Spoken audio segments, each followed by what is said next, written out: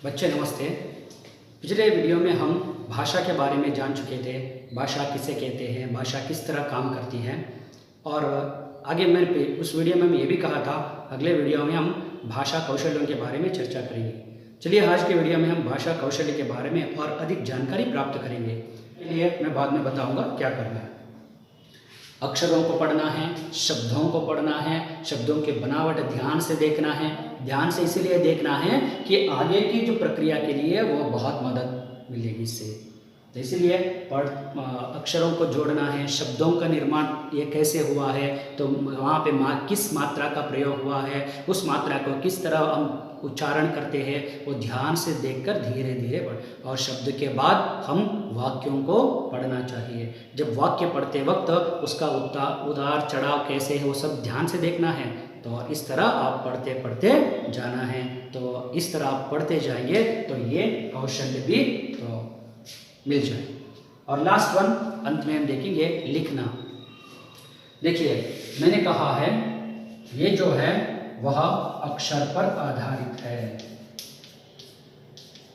Okay. और ये भी ग्रहण है और ये अभिव्यक्ति।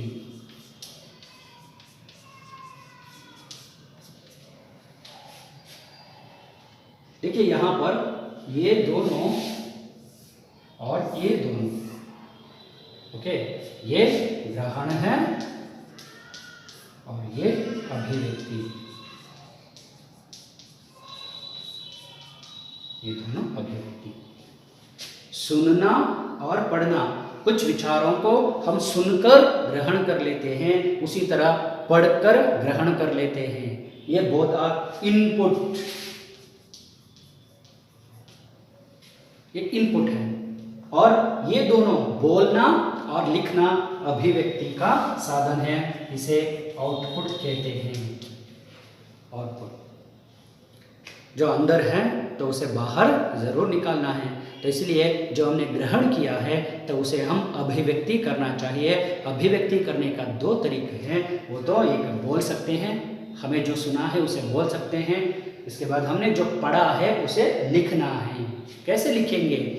मैंने पहले कहा है पढ़ते वक्त आप उन अक्षरों पर ज़्यादा ध्यान देना है, मात्राओं पर ध्यान देना है और शब्दों पर ध्यान देना है, वाक्यों की रचना पर आप ध्यान देना है। तो और ये अगर इस सारे ध्यान अगर है तो आप इस तरह लिख सकते, वाक्यों को लिख सकते हैं, आसान से लिख सकते हैं, बिना कोई त्रुटि आप लिख सकते हैं, बिना कोई व्याकरण दोष आप लिख सकते हैं, बिना कोई वर्तनी दोष आप लिख सकते हैं। तो इसीलिए ये सब लिखने के लिए आपको क्या करना है, पहले वाक्यों को पढ़ना चाहिए, धीरे धीरे धीरे पढ़ना है और उनके चित्रों को आपके दिमाग में चाप लगाना है और बाद में उसे लिखना है। इस तरह चारों के चार अगर कौशल्य आपके पास है तो आप उस भाषा में सक्षम बन सकते हैं। और इनमें से अगर कोई भी नहीं है तो आप उस भाषा में सक्षम नहीं बन सकते हैं। अब देखेंगे तो इन कौशल्यों को ग्रहण करने के लिए और क्या क्या रास्ता है। देखिए मैंने कहा है सुनना। जब आप टीवी देखते हैं, कोई सिनेमा देखते हैं तो आप वहाँ के जो चित्र देखकर उस पूरे उस भाव को आप ग्रहण कर लेते हैं, उस चित्र को आप समझ सकते हैं, उस सिनेमा का जो पूरा का पूरा अर्थ आप समझ लेते हैं। आपका जो ध्यान हमेशा चित्रों पर होते हैं, दृश्य पर, ध्वनि पर नहीं है। तो इसीलिए आप सबसे पहले वो काम कीजिए सुनने की प्रक्रिया में। देखिए हर रोज़ आधा घंटा आप टीवी देखना है।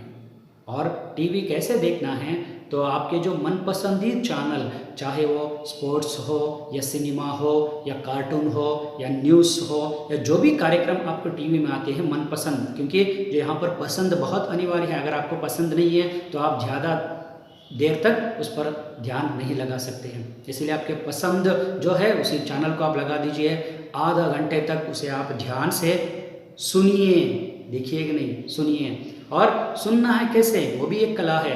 देखिए अगर आपके पास कोई हेडफोन है तो हेडफोन लगा लीजिए, जब आप हेडफोन लगाते हैं तो बाहर के जो डिस्टरबेंस नहीं होते हैं, तो आप जो सुनते हैं तो वो क्लियरली आपको समझ में आते हैं। क्योंकि आप टीवी में जो देखते हैं वहाँ पे शब्दों का उच्चारण कैसे करते हैं, वाक्यों का उच्चारण कैसे करते हैं, उतार चढ़ाव कैसे हैं, लेखन चिन्ह किस तरह प्रयोग करते हैं, और उसके जो एक एक वाक्य कहते हैं वहाँ पे भाव किस तरह मिलाना है, वो सब आप ध्यान से सुनते जाइए, सुनते जाइए। भाषा सीखते वक्त बच्चा मतलब जन्म बच्चा वही करेगा, सुनता है सुनता है सुनता है सुनता है, सुन सुनकर आप भी उस कौशल्य को अपनाना है। चाहे वो न्यूज़ सुनते हो सुनिए, रेडियो सुनते हो सुनिए, गाना सुनते हो सुनिए, वहाँ पर प्रयोग किए जाने वाले शब्दों पर आप ज़्यादा ध्यान दीजिए। सबसे पहले आपको ऐसा लगता है कि यार कुछ समझ में नहीं आ रहा है, क्या करें, कोई बात नहीं, 1 हफ्ते तक आप लगातार वो काम कीजिए और 1 हफ्ते के बाद आपको 10% सफलता मिल जाती है। उसी तरह आप और बढ़ाइए तो धीरे धीरे धीरे धीरे धीरे आप उस भाषा को सही ढंग से सुनना, एक कौशल्य आपको बढ़ जाएगा, और दूसरे आपके जो पेशेंस है वो भी बढ़ेगा। क्योंकि सुनने की जो क्षमता है तो वो बहुत अच्छी क्षमता है, सुनना है चाहिए। जब आप पूरे सुनते हैं तो आप बाद में उसी तरह आप डिलीवर करना शुरू करते हैं, उसी तरह बोलना शुरू कर देते हैं।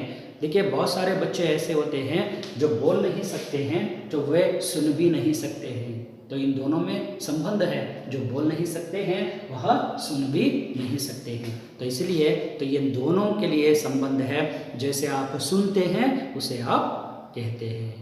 तो इसलिए आप ज़्यादा से ज़्यादा सुनने की कोशिश कीजिए, और सुनते वक्त नए नए शब्द सामने आते हैं, नए नए शब्द आप सुनते हैं। 1 बार 2 बार सुनने से वो शब्द समझ में नहीं आते हैं, उसी शब्दों को दोहराने से, बार बार सुनने से तो आपके दिमाग में आ जाते हैं, और वो शब्द आपको याद है तो उस शब्दों का अर्थ भी आप धीरे धीरे समझना शुरू कर देते हैं।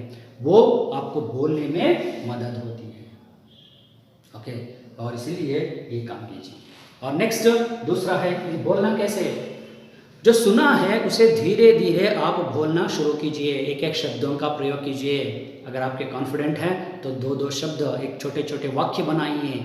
हो सकता है उसमें सबसे पहले कुछ व्याकरण की गलती होती है, तो कोई बात नहीं, आप शुरू कीजिए, धीरे धीरे धीरे आप उसमें माहिर हो जाएंगे। लेकिन कभी भी पीछे मत हटे, अरे मैं बोल नहीं सकता हूँ, मुझे व्याकरण नहीं है, ये नहीं है, वो नहीं है, मेरे पास शब्द नहीं। कोई बात नहीं है, आपके पास जितने शब्द है उतने ही शब्दों को प्रयोग करते हुए आप वाक्यों की रचना कीजिए। क्योंकि जब बच्चा धीरे धीरे बोलता है तो वहाँ पे बहुत सारी गलती होती है, लेकिन उस गलती को गलती पर कोई ध्यान नहीं देते हैं, हम छोड़ देते कि बच्चा बोलने दे। वो जैसे जैसे गलत बोल कर धीरे धीरे वो ठीक बोलना शुरू कर देगा। तो इसलिए आप गलतियों पर ध्यान मत दीजिए, आपके हौसला बढ़ने दीजिए। और नेक्स्ट इसके बाद अगर आइए तो पढ़ना। देखिए हमारे जो दक्षिण भारत में जो इसके लिए कुछ संसाधनों की कमी होती है, क्योंकि यहाँ पे किताबें बहुत कम होती हैं, न्यूज़पेपर्स भी बहुत कम आते हैं। तो क्योंकि उत्तर भारत में अगर जिनकी मातृभाषा हिंदी है तो उनके हर घर में कोई ना कोई न्यूज़पेपर्स, मैगजीन्स वो आते रहते हैं, छोटी छोटी कहानियों की किताब आती है, तो वे लोग उसे लेकर पढ़ते हैं, पढ़कर उसे तो उनकी भाषा कौशल्य विकसित होता है। लेकिन आमतौर पर हमारे इस परिवेश में तो ये इसके लिए कोई संसाधन नहीं मिलते हैं, बहुत कम संसाधन है। आपकी जो टेक्स्ट बुक्स हैं तो वही आपके लिए सबसे बड़ा साधन है। तो इसलिए अगर आपको सुविधा है तो छोटी छोटी कहानियों को आपके स्कूल्स के लाइब्रेरी में हिंदी से संबंधित छोटी छोटी कहानियों को ले लीजिए, जिसका अक्षर बड़े होते हैं, बड़े बड़े अक्षरों की जो किताब है उसे ले लीजिए, क्योंकि आपको पढ़ने में आसान हो जाएगा। और वाक्य छोटे छोटे वाक्य होना चाहिए, चित्र थोड़ा सा बड़ा होना चाहिए, क्योंकि आपका ध्यान चित्र पर भी रहता है, वहाँ जो लिखा गया है उसका अर्थ चित्र में होते हैं। तो इसीलिए पढ़ने में आपको बहुत आसान हो जाएगा। और हो सके तो कहीं न्यूज़पेपर मिले तो न्यूज़पेपर पढ़िए। मेरा मतलब ये नहीं कि पूरा के पूरा न्यूज़पेपर पढ़ते जाइए, नहीं, जो हेडलाइंस में होते हैं बड़े बड़े अक्षरों में तो उसे आप ध्यान से पढ़ना शुरू कीजिए, क्योंकि नए नए शब्द आपको समझ में आते हैं। और इसके बाद आपको लिखना ये कौशल्य है, और जो देखा है पढ़ा है तो उसे आप धीरे धीरे लिखने के लिए शुरू कीजिए। अगर इन तीनों में से अगर आप सक्षम बन जाते हैं तो ये बहुत आसान है। जो आपकी इनपुट जो अंदर चला गया है तो उसको बाहर लाना बहुत आसान है। तो इसीलिए मैं कहता हूँ तो इन दोनों पर अगर ज़्यादा ध्यान देते हैं ये दोनों आसान हो जाते हैं।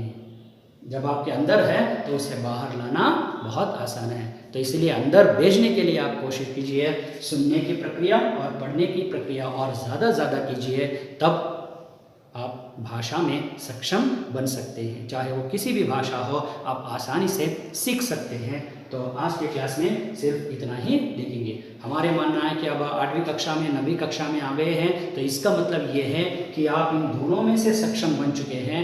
तो सिर्फ आपको इन दोनों पर ध्यान देना है, हम मानते हैं, लेकिन आप किस स्तर पर हैं तो उसे देखिए, कहाँ से शुरू करना है वो देखिए। अगर आप ज़्यादा सुनते हैं तो कोई बात नहीं, अगर सही ढंग से आप बोल भी लेते हैं तो और भी अच्छे हैं, और पढ़ना लिखना तो यहाँ से शुरू हो जाते हैं। ओके, और इस क्लास में इतना ही है। अगले क्लास में बच्चों हम सिलेबस की तरफ पर ध्यान देंगे। तो 9वीं कक्षा में आपकी जो पाठ्यक्रम है तो उस पर ध्यान दे देंगे। तो तब तक के लिए